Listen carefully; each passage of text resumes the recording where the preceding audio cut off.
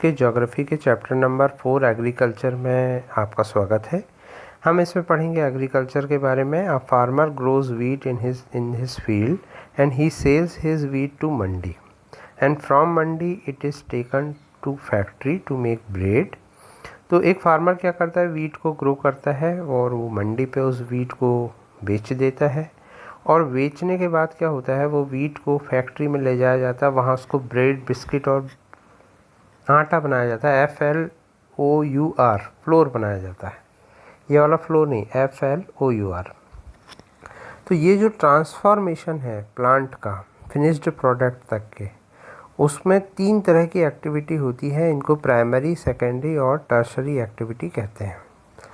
Primary agriculture जो है वो एक प्राइमरी एक्टिविटी है जिसमें ग्रोइंग ऑफ क्रॉप करते हैं, fruit, vegetable, flower and rearing of live stock. Live stock का मतलब होता है एनिमल को पालते हैं।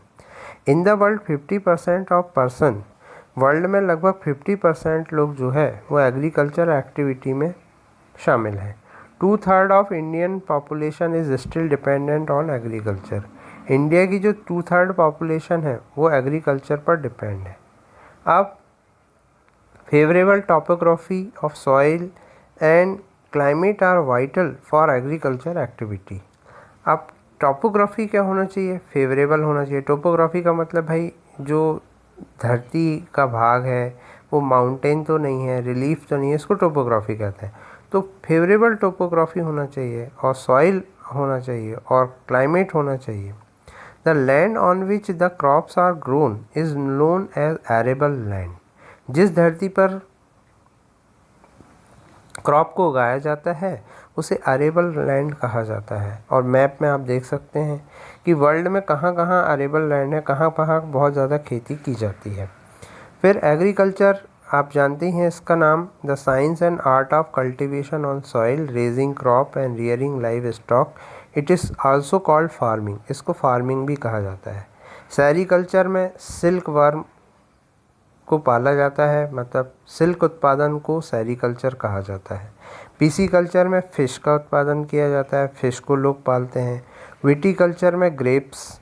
ये आपको याद होना चाहिए कि सेरीकल्चर सिल्क से संबंधित है, पीसीकल्चर फ़िश से, विटीकल्चर ग्रेप्स से, और हॉर्टिकल्चर जो है वो फ्लावर, फ्रूट और वेजिटेबल से संबंधित है। फार्म सिस्टम, एग्रीकल्चर और फार्मिंग को एक सिस्टम के रूप में देखा जा सकता है। इम्पॉर्टेंट इनपुट जो है इसमें सीड, फर्टिलाइज़र, मशीनरी और लेबर है। ऑपरेशन या प्रोसेस इसमें है ploughing, sowing, irrigation, ploughing, sowing, irrigation, weeding and harvesting. ये जो है इसके प्रोसेस हैं। और आउटपुट आपको पता ही है, क्रॉप, वूल, डेयरी और पोल्ट्री प्रोडक्ट इसमें निकलते हैं। तो जैसे एक इंडस्ट्री होती है उसी तरह से एग्रीकल्चर में भी 3 प्रोसेसेस होती हैं। फिर उसके बाद types of farming. Farming is practised in various ways across the world.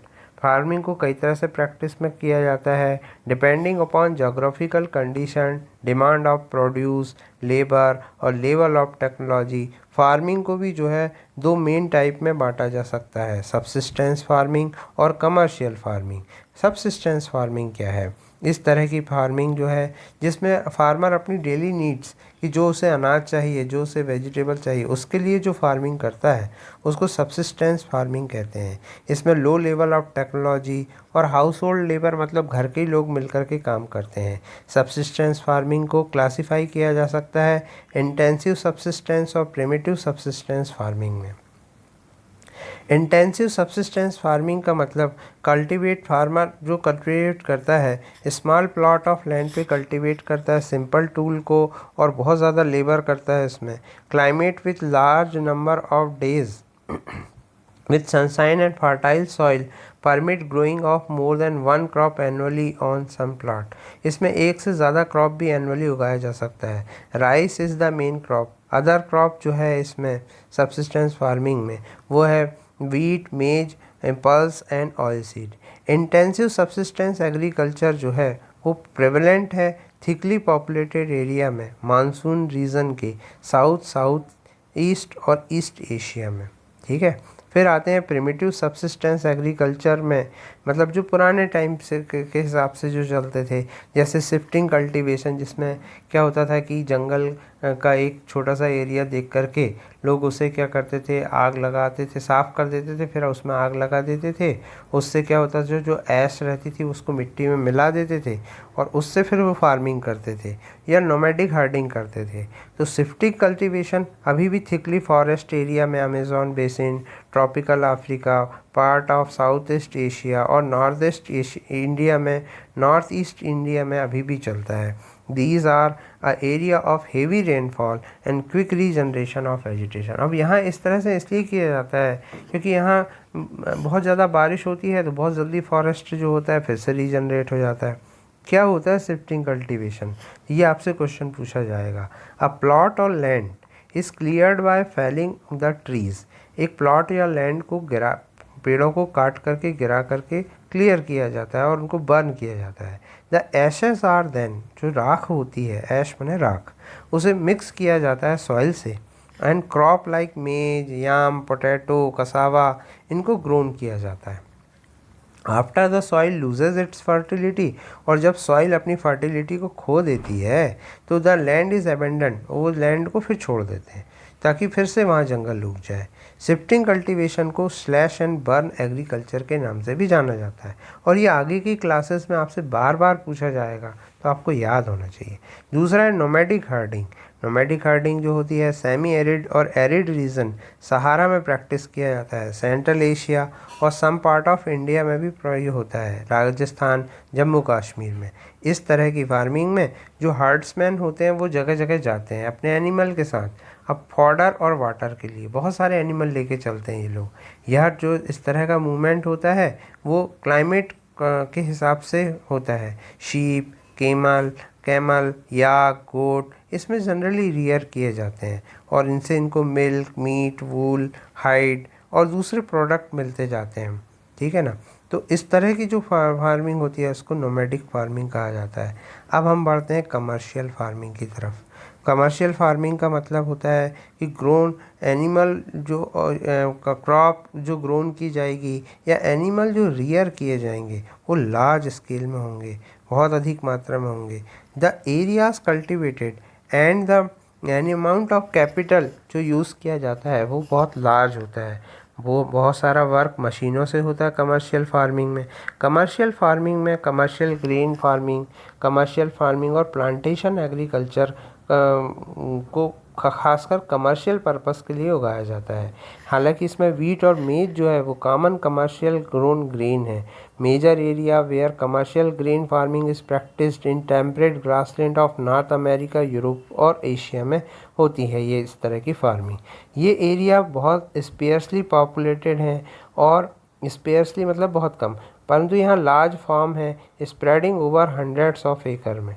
Severe winters restrict the growing season and only a single crop can be grown।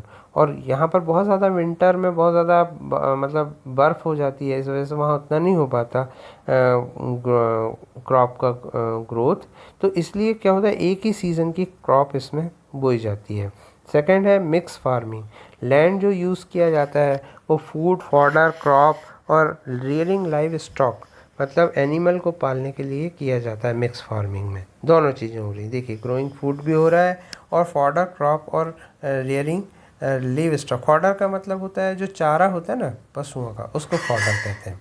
ये जो तरह की मिक्स फार्मिंग है वो यूरोप, ईस्टर्न यूएसए, अर्जेंटीना और south east Australia, New Zealand और south Africa में की जाती है। प्लांटेशन क्या होता है? प्लांटेशन एक कमर्शियल फार्मिंग होती है जहाँ एक single crop tea, coffee, sugarcane, cashew, rubber, banana को बोया जाता है। बहुत सारा लेबर और बहुत सारी कैपिटल की इसमें ज़रूरत होती है। जो प्रोड्यूस होता है वो प्रोसेस किया जाता है फार्म में और या नियर बाय फैक्ट्री में। तो ये आपको याद रखना प्लांटेशन क्या होता है। तो प्लांटेशन एक टाइप की कमर्शियल फार्मिंग होती है जिसमें single crop of tea, coffee, sugarcane, cashew, rubber, banana या कॉटन को बोया जाता है। लार्ज अमाउंट ऑफ लेबर और कैपिटल की ज़रूरत होती है और प्रोड्यूस जो होता है वो प्रोसेस किया जाता है फार्म में या नियर बाय फैक्ट्री में। डेवलपमेंट ऑफ ट्रांसपोर्ट नेटवर्क इसके लिए बहुत ज़रूरी होता है क्योंकि इतना सारा जो मटेरियल है उसे कहीं कहीं पहुंचाना होता है। Major plantation are found in the tropical region of world. Rubber in Malaysia, coffee in Brazil, tea in India and Sri Lanka are some example. अब मेजर क्रॉप की बात करें तो large variety of crop are grown to meet the requirement of growing population. Crops also supply raw material for agro based industries के लिए raw material भी देते हैं. मेजर फूड क्रॉप है वीट, राइस, मेज और मिलेट. जूट एंड कॉटन को fibre crop कहा जाता है. और बेवरेज क्रॉप मतलब जिनसे ड्रिंकिंग के लिए जो जनरली यूज़ होते हैं जैसे टी और कॉफ़ी, तो ये जो है बेवरेज क्रॉप पेय पदार्थ वाले क्रॉप कहलाते हैं. फिर आते हैं राइस के बारे में. राइस मेजर फूड क्रॉप है वर्ल्ड का. ये स्टेपल डाइट है ट्रॉपिकल और सब ट्रॉपिकल रीजन में. राइस जो है उसको हाई टेम्परेचर चाहिए, हाई ह्यूमिडिटी और रेनफॉल चाहिए. ये सबसे ज़्यादा एल्यूवियल क्लेले सॉइल में ग्रो होता है और पानी, क्योंकि एल्यूवियल क्लेले सॉइल जो होती है वो पानी को रिटेन करके रख सकती है. चाइना इसमें लीड करता है. उसके बाद इंडिया, जापान, श्रीलंका और इजिप्ट का नाम आता है. इन फेवरेबल क्लाइमेट कंडीशन जैसे कि वेस्ट बंगाल और बांग्लादेश में 2 और 3 crops are grown in a year. 2 से 3 क्रॉप तक ग्रो की जाती है एक ईयर में इन जगहों पर. ठीक है, कहाँ कहाँ पर? जहाँ पर बारिश बहुत ज़्यादा होती है वहाँ पर 2 से 3 तरह की क्रॉप जो होती है वो ग्रो की जाती है. अब इसके बाद हम बढ़ते हैं मेजर क्रॉप के बाद वीट में. वीट जो होती है और उसको मॉडरेट टेम्परेचर चाहिए, रेनफॉल चाहिए ग्रोइंग सीजन में और ब्राइट सनशाइन चाहिए. ठीक है, हार्वेस्ट के समय में, क्योंकि सूखने के लिए चाहिए. It thrives best in well drain loamy soil. अब ध्यान रखिएगा कि वीट कहाँ ज़्यादातर ग्रोन होता है? लोमी सॉइल में. Wheat is grown extensively in USA, Canada, Argentina, Russia, Ukraine, Australia and India. In India it is grown in winter. ये विंटर की क्रॉप है वीट. अगली देखेंगे हम मिलेट. मिलेट का मतलब होता है कोर्स ग्रेन, मोटे अनाज. That can be grown less fertile and Sandy soil. जहाँ पर कम उपजाऊ ज़मीन होती है या पथरीली ज़मीन होती है वहाँ ये बोई जाती है. यह हार्डी क्रॉप है जिसको लो रेनफॉल की ज़रूरत होती है and high to moderate temperature की ज़रूरत होती है. ज्वार, बाजरा, रागी ये जो होती हैं इंडिया में बोई जाती हैं, इनको मिलेट कहा जाता है. अदर कंट्रीज़ जैसे नाइजीरिया, चाइना और निगार.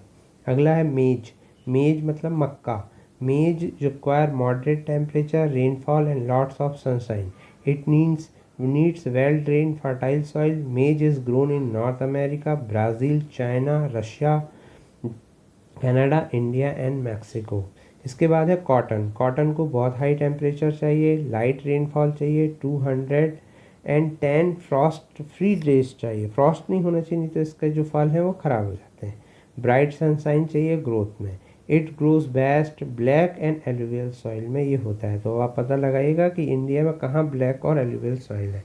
China, USA, India, Pakistan, Brazil और इजिप्ट जो हैं ये लीडिंग प्रोड्यूसर हैं. यह मेन रॉ मटेरियल है कॉटन टेक्सटाइल इंडस्ट्रीज़ का. इसके बाद हम जूट के बारे में पढ़ेंगे. Jute was also known as golden fibre. ये भी वेल ग्रो होता है एलुवियल सॉइल में और उसको हाई टेम्परेचर की ज़रूरत होती है, हैवी रेनफॉल की और ह्यूमिड क्लाइमेट की. ये क्रॉप जो होता है ट्रॉपिकल एरियाज़ में होता है. इंडिया और बांग्लादेश इसके लीडिंग प्रोड्यूसर हैं. कॉफ़ी को वार्म और वेट क्लाइमेट की ज़रूरत होती है. वेल ड्रेन लोमी सॉइल चाहिए.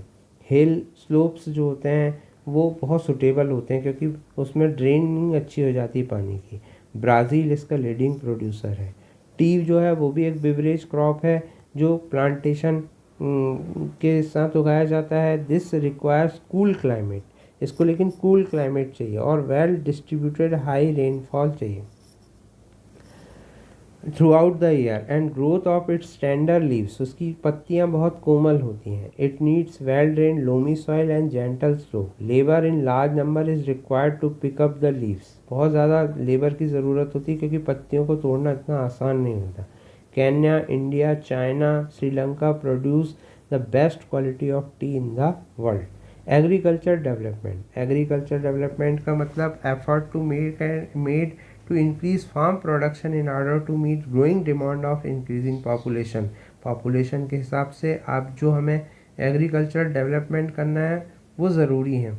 This can be achieved many ways, कि भाई इसको कई तरीके से, कि इंक्रीजिंग द क्रॉप एरिया को बढ़ा करके, नंबर ऑफ क्रॉप को बढ़ा करके, इरिगेशन फैसिलिटी देना चाहिए और high yielding variety of seed देना चाहिए।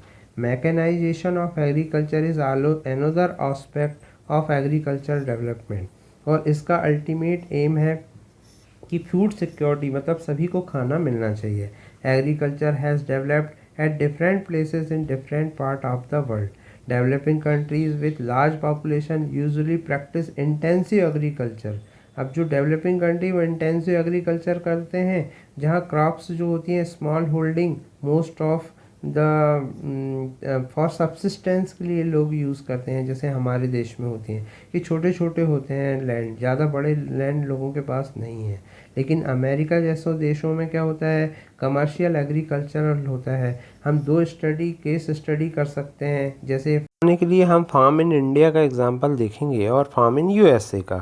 तो there is a small village Adilabad है, गाजीपुर डिस्ट्रिक्ट में, उत्तर प्रदेश में, और वहाँ मुन्ना लाल रहते हैं। वो स्मॉल फार्मर है, उनके पास 1.5 हेक्टेयर का लैंड है। His house is in the main village, उनका जो घर है वो मेन विलेज में है। वो high yielding variety of seed, जिसको HYV सीड कहते हैं, वो मार्केट से ख़रीदते हैं। ये ऐसा बीज होता है जिससे बहुत अच्छी फसल होती है। उनका जो लैंड है वो फर्टाइल है, और वो 2 क्रॉप एक साल में लेते हैं, जो जनरली वीट होती है, राइस होती है और पल्स होती है। फार्मर जो है अपने फ्रेंड की एडवाइस लेते हैं और एल्डर की, और गवर्नमेंट एग्रीकल्चर ऑफिसर उनको एडवाइस करते हैं।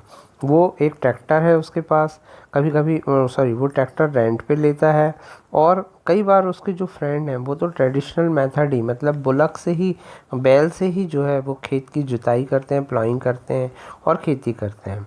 ट्यूबवेल है पास में जिससे वो इरिगेट करता है। मुन्ना लाल के पास 2 बफेलो हैं और हैन है। वो मिल्क को बेचता है कोऑपरेटिव सोसाइटी में, और मेंबर है कोऑपरेटिव सोसाइटी का, जो उसको एडवाइस देती है कि किस तरह का फॉडर एनिमल को देना चाहिए, क्या सेफ्टी मेजर उसको अपनाना चाहिए अपने लाइव स्टॉक को, मतलब अपने एनिमल को बचाने के लिए। सारे जो मेंबर हैं फैमिली के, वो हेल्प करते हैं वेरियस एक्टिविटीज़ में। वो कई बार क्रेडिट मतलब बैंक से लोन लेता है HYV सीड के लिए। वो अपने प्रोड्यूस को मंडी में बेचता है जो लोग नियर बाय टाउन में है, और मेजॉरिटी ऑफ फार्मर को लैक स्टोरेज फैसिलिटी है मेजॉरिटी ऑफ फार्मर के पास। तो वो जनरली क्या होता है कि अपने प्रोडक्ट को मार्केट में ही बेचते हैं। इन रिसेंट ईयर गवर्नमेंट ने कुछ स्टेप लिए हैं कि वो फार्मर को स्टोरेज फैसिलिटी देती है। तो ये हमारी इंडिया की स्थिति है। तो यहाँ पर लोगों के पास क्या है, छोटे लैंड है और कई तरह की प्रॉब्लम्स हैं। अब हम फॉर्म ऑफ यूएसए देखते हैं। Average size of form of USA is much larger. USA में इंडिया से जो है मच लार्जर फॉर्म है। एक टाइपिकल फार्म साइज़ जो यूएसए का होता है वो लगभग 250 हेक्टेयर का होता है। फार्मर जनरली क्या होते हैं, फार्म में ही रहते हैं। मेजर क्रॉप जो वहाँ बोई जाती हैं वो कॉर्न, सोयाबीन, वीट, कॉटन और शुगर बीट होती है। जो हॉरेन वहाँ के एक फार्मर हैं, और ये लोवा स्टेट में लगभग 300 हेक्टेयर इनके पास लैंड है। वो कॉर्न को ग्रो करते हैं अपने फील्ड में, और ये श्योर करने के बाद कि सॉइल वाटर रिसोर्स जो होंगे वो नीड को, उनके क्रॉप की नीड को पूरा करेंगे। उनके द्वारा एडिक्वेट मेज़र जो है वो करता है कंट्रोल पेस्ट करने के लिए और डैमेज ऑफ क्रॉप के लिए। टाइम टू टाइम वो सॉइल को भी भेजता है लेबोरेटरी में चेक करने के लिए कि भाई सॉइल में न्यूट्रिएंट्स हैं या नहीं है। रिज़ल्ट से ये होता है कि जो हॉरन जो वहाँ के यूएसए का फार्मर है, हमारे यहाँ मुन्ना लाल थे, तो वो प्लान करता है कि भाई कौन से साइंटिफिक फर्टिलाइज़र डालना चाहिए। उसका कंप्यूटर लिंक है सैटेलाइट से, जो उसको अपने फील्ड की प्रिसाइज पिक्चर देता है कि कहाँ पर कौन सा फर्टिलाइज़र उसको डालना चाहिए और पेस्टिसाइड डालना चाहिए। वो ट्रैक्टर, सीड ड्रिल, लेवरर और जितनी भी मशीनें हैं उन सबको यूज़ करता है। A green are store in the automatic storage or dispatched to market agencies. Farmer in USA work like a businessman. और अब हम देख सकते हैं कि वहाँ के जो फार्मर है वो बिजनेसमैन की तरह काम करते हैं, ना कि हमारे यहाँ के पीजेंट फार्मर की जगह। और वहाँ के फार्म में इस तरह का, देखिए यूएसए के इतने बड़े बड़े फार्म होते हैं, कई बार तो उसमें पेस्टिसाइड हवाई जहाज़ से गिराया जाता है और कई बार तो स्प्रे किया जाता है पेस्टिसाइड्स का, और बड़ी बड़ी मशीनें वो लोग यूज़ करते हैं। तो इस तरह वहाँ की फार्मिंग और हमारे यहाँ की फार्मिंग में बहुत ज़्यादा डिफरेंस है, और इसलिए वहाँ पर जो है फार्मिंग को एक बिजनेस के रूप में देखा जाता है। तो हमारे देश में कुछ प्रॉब्लम्स हैं, इसलिए हमारे यहाँ बहुत सारे लोग फार्मिंग में जुड़े हुए हैं, लेकिन फार्मिंग एक बहुत ही बेनिफिशियल जो है काम नहीं आ गया है। तो थैंक यू वेरी मच।